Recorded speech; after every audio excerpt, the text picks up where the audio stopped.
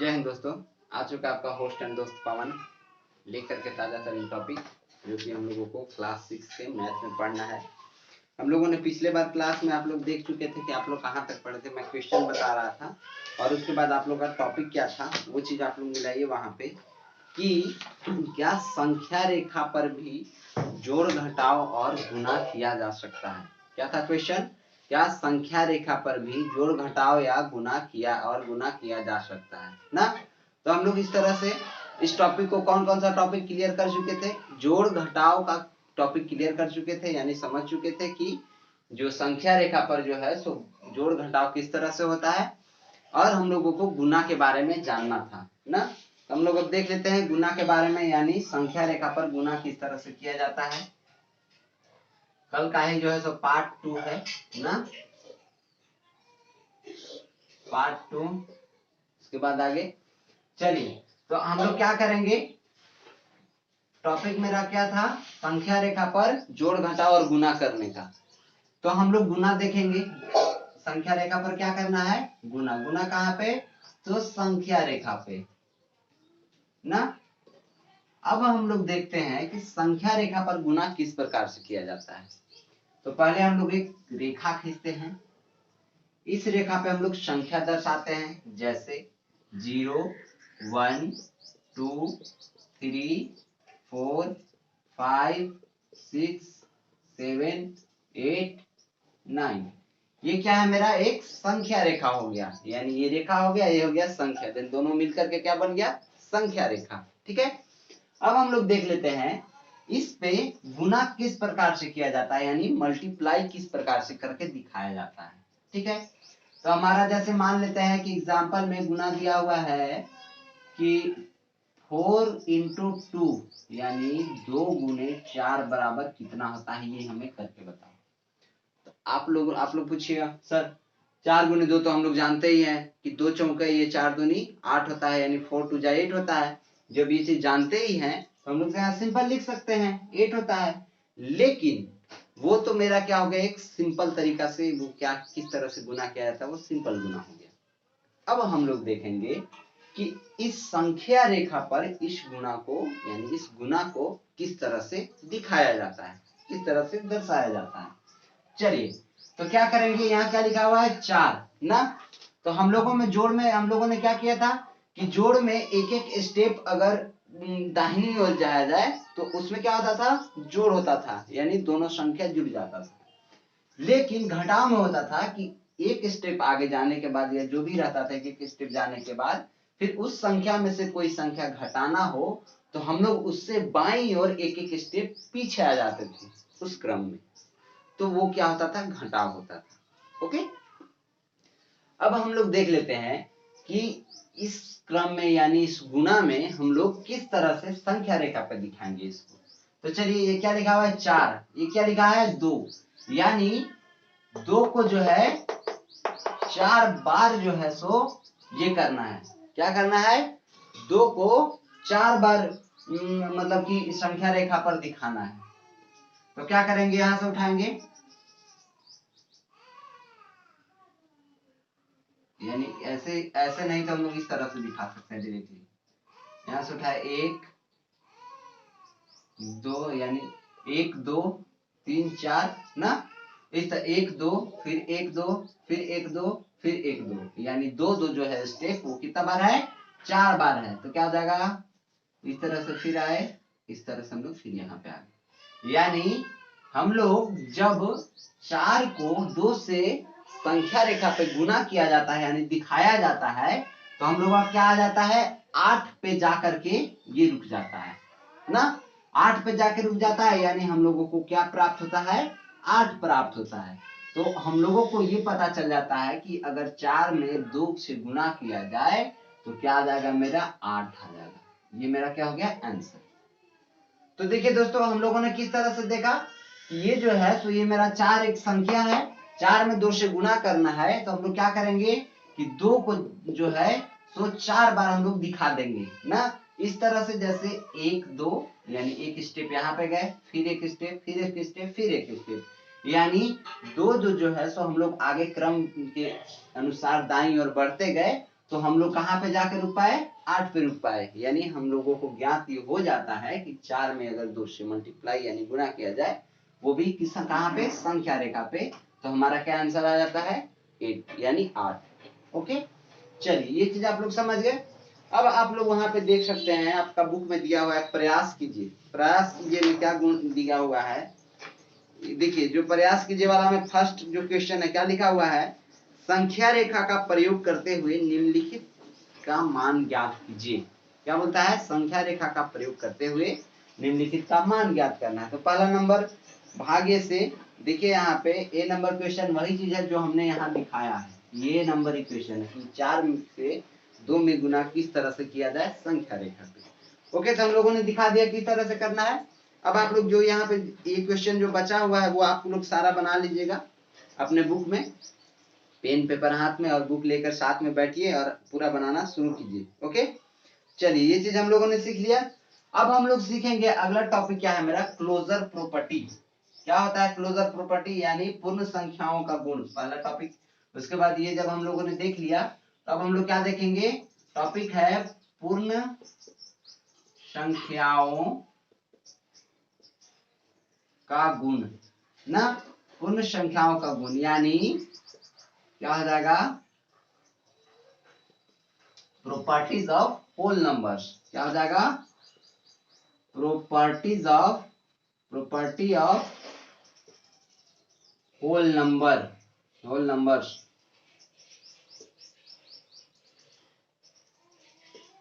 ठीक है, ये मेरा क्या हो गया, प्रॉपर्टीज ऑफ होल नंबर्स ना।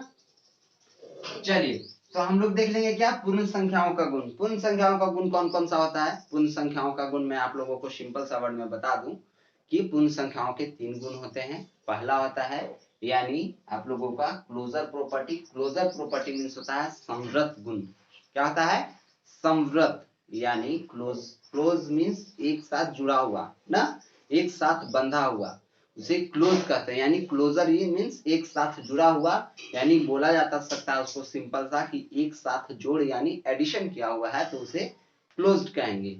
देन क्लोजर प्रॉपर्टी यानी समृद्ध गुण क्या होता है वो चीज हम लोग अब जान लेते हैं। तो समृद्ध गुण पहला नंबर क्या है मेरा टॉपिक, क्लोजर प्रॉपर्टी।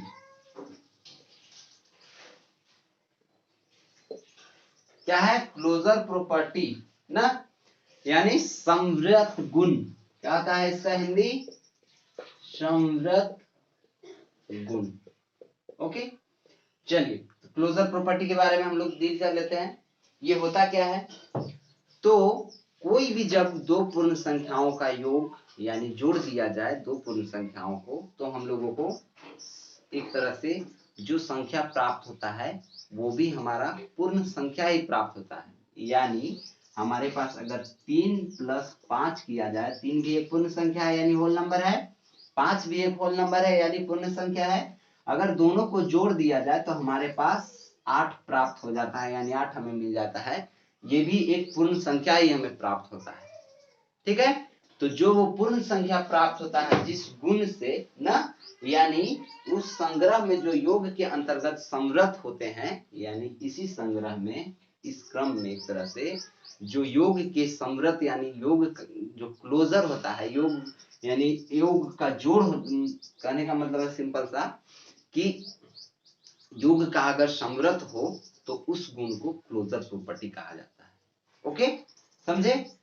तो अब हम लोग देख लेते हैं कि इस क्लोजर प्रॉपर्टी में यानी दो पूर्ण संख्याओं का क्लोजर प्रॉपर्टी किस तरह से निकाला जाता है। यानी अगर हम लोग देखें क्या है अगला टॉपिक कि क्या पूर्ण संख्याएं ना, क्या पूर्ण संख्याओं को सदैव नहीं, क्या लिखा हुआ है आपका उदाहरण के लिए, क्या पूर्ण संख्याओं को जोड़ के अंतर्गत भी समृद्ध है। क्या है, क्या पूर्ण संख्याएं जोड़ के अंतर्गत भी समृद्ध है। तो हम लोग देख लेते हैं कि हमारा जो है एक ये संख्या क्या है, पूर्ण संख्या यहाँ भी है, एक मैं चार्ट बनाता हूं, पूर्ण संख्या यहाँ भी है ना, और उसके बाद जो है ये यहाँ पे है योग यानी दोनों का योग है। उसके बाद फिर जो है हमारा ये चीज पता चलता है कि इसमें क्या दिया हुआ है, क्या दोनों का योग ना, दोनों का योग एक पूर्ण संख्या है ना, इस तरह से। ठीक है, तो हम लोग देख लेंगे यहाँ पे कि पहले एक पूर्ण संख्या लिखते हैं। जैसे मान लेता हूं मैं कि यहाँ पे एक पूर्ण संख्या यानी 5 लिखता हूं। यहाँ पे क्या लिखता हूं, 2 ना। ये भी एक पूर्ण संख्या है, ये भी एक पूर्ण संख्या है। अगर दोनों को जोड़ दिया जाए तो क्या मेरा आ जाएगा, 5 + 2 = 7। ये मेरा क्या हो गया, एक पूर्ण संख्या प्राप्त हुआ। यानी 5 और 2 को जोड़ दिया जाए तो अब भी हमें क्या प्राप्त होता है, पूर्ण संख्या। यानी हाँ हो गया यहाँ पे आंसर। यानी क्या दोनों का योग एक पूर्ण संख्या है, तो क्या आ जाएगा, हाँ। अब हम लोग एक और संख्या लेते हैं। जैसे मान लेता हूं मैं 25, यानी बड़ा संख्या लेता हूं। यहाँ पे क्या लेता हूं, 10। ये दोनों एक पूर्ण संख्या है। या फिर चलो यहाँ पे मैं ले लेता हूं 0, 10 में 0। तो क्या हो जाएगा मेरा, 25 में अगर 0 जोड़ा जाए, 25 + 0 = 25, यानी 25।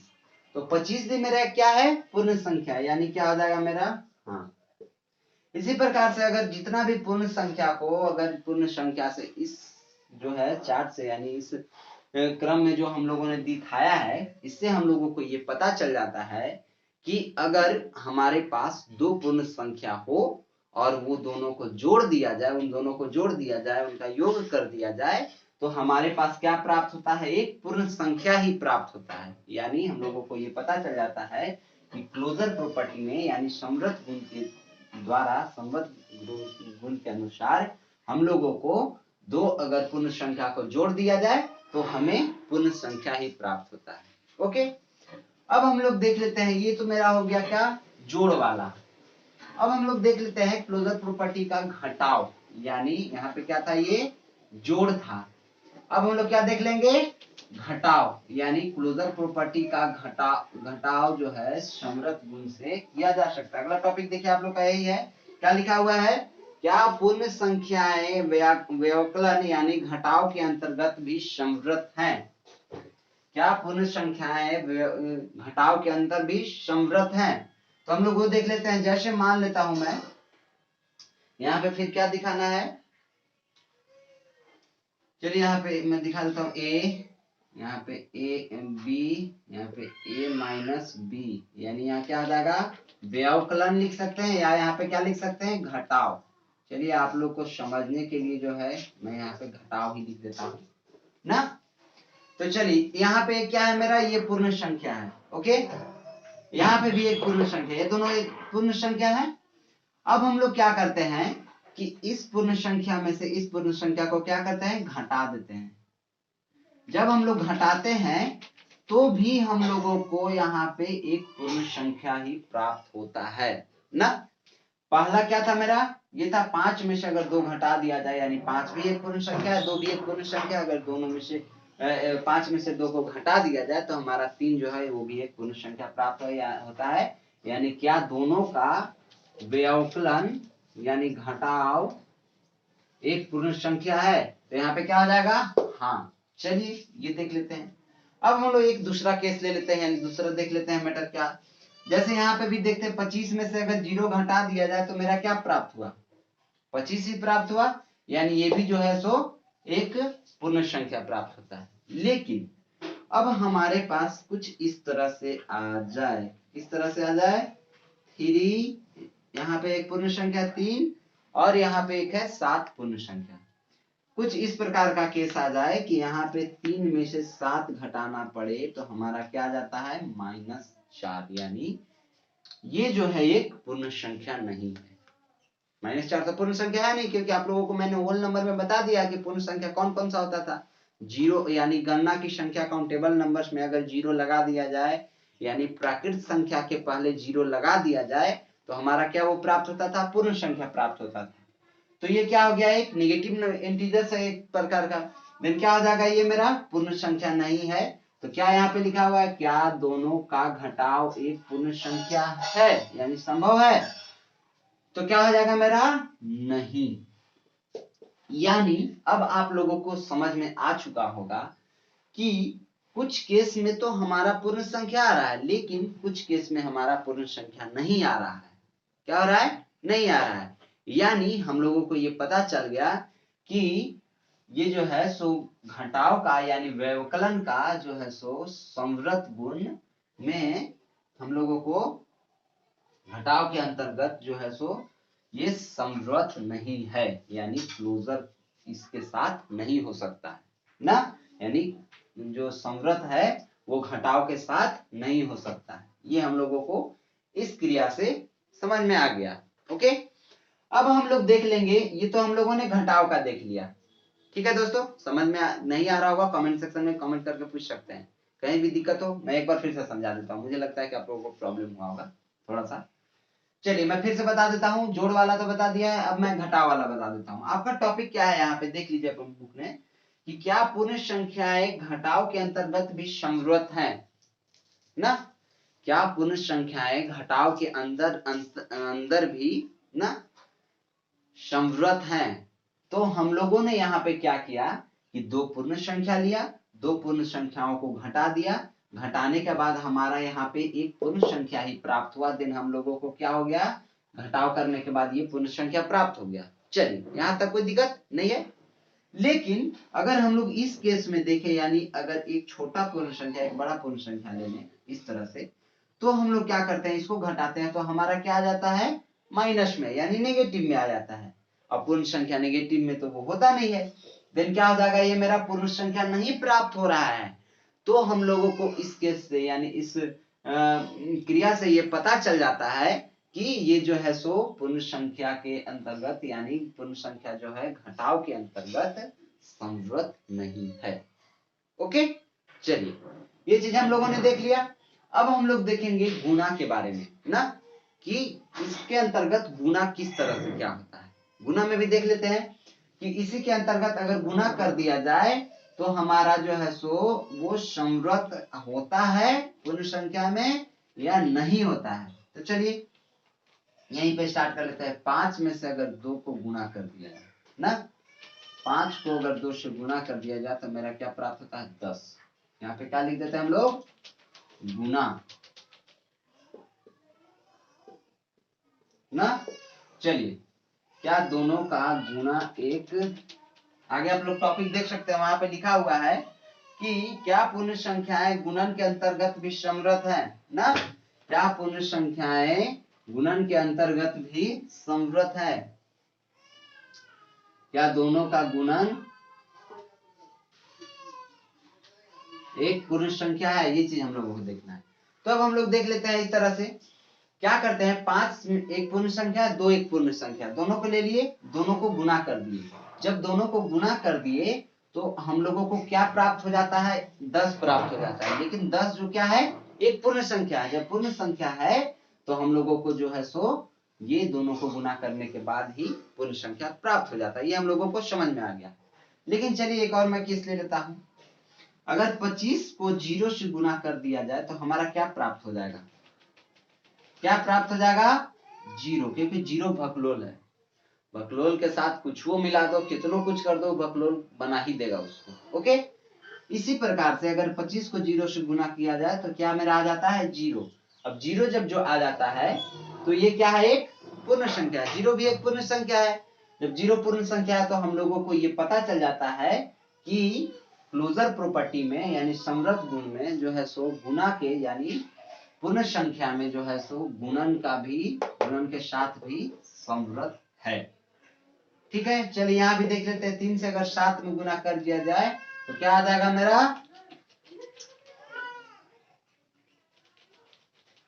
21 यानी 21। 21 भी एक पूर्ण संख्या है। तो यहाँ पे क्या मेरा हो जाएगा, हाँ, यानी हम लोगों को ये इस सिद्ध हो जाता है, ये पता चल जाता है कि पूर्ण संख्या में जो है सो गुणन के अंतर्गत भी, दो पूर्ण संख्या में गुणन के अंतर्गत भी संवृत है। यानी पूर्ण संख्या में भी अगर 2 को गुणा कर दिया जाए तो उस संख्या का वो संवृत हो जाएगा। ओके, हम लोगों ने ये चीज देख लिया। क्या देख लिया, पहले मैंने देख लिया आप लोगों की संख्या रेखा पे किस तरह से गुणा होता है, उसके बाद मैंने आप लोगों को क्लोजर यानी प्रॉपर्टीज ऑफ होल नंबर्स, पूर्ण संख्याओं का गुण बता दिया। पूर्ण संख्याओं का गुण में मैंने 3 गुण बताया। पहला जो था क्लोजर प्रॉपर्टी, क्लोजर प्रॉपर्टी का भी जो है सो 3 गुण मैंने बताया। उसमें क्या बताया कि जोड़ का क्लोजर प्रॉपर्टी यानी ऐड का, घटाव का यानी सब्ट्रैक्ट का, और गुना का यानी मल्टीप्लाई यानी मल्टीप्लीकेशन का। ये जो है तीनों का मैंने क्लोजर प्रॉपर्टी बताया आप लोगों को। तो हम लोग यहाँ तक आज सीख चुके हैं। कल से जो है सो हम लोग मिलेंगे नेक्स्ट क्लास में। आप लोग तब तक अच्छे से इस क्लोजर प्रॉपर्टी को और सबको ध्यान से पढ़िएगा। कहीं भी दिक्कत हो फिर से कमेंट करके पूछ सकते हैं, और मन लगा के मेहनत से पढ़िए ताकि कहीं भी कोई प्रॉब्लम ना हो। ठीक है दोस्तों, तो आप लोग पढ़ते रहिए, और एक बात भूलना नहीं है। क्या नहीं भूलना है? बड़ों को सम्मान, छोटों को प्यार, और अपना व्यक्तित्व इस प्रकार विकसित करना है कि महिलाएं आप लोग के साथ सुरक्षित महसूस करें। ओके, चलिए दोस्तों, तो मिलते हैं नेक्स्ट क्लास में। तब तक के लिए बाय बाय, टेक केयर, जय हिंद।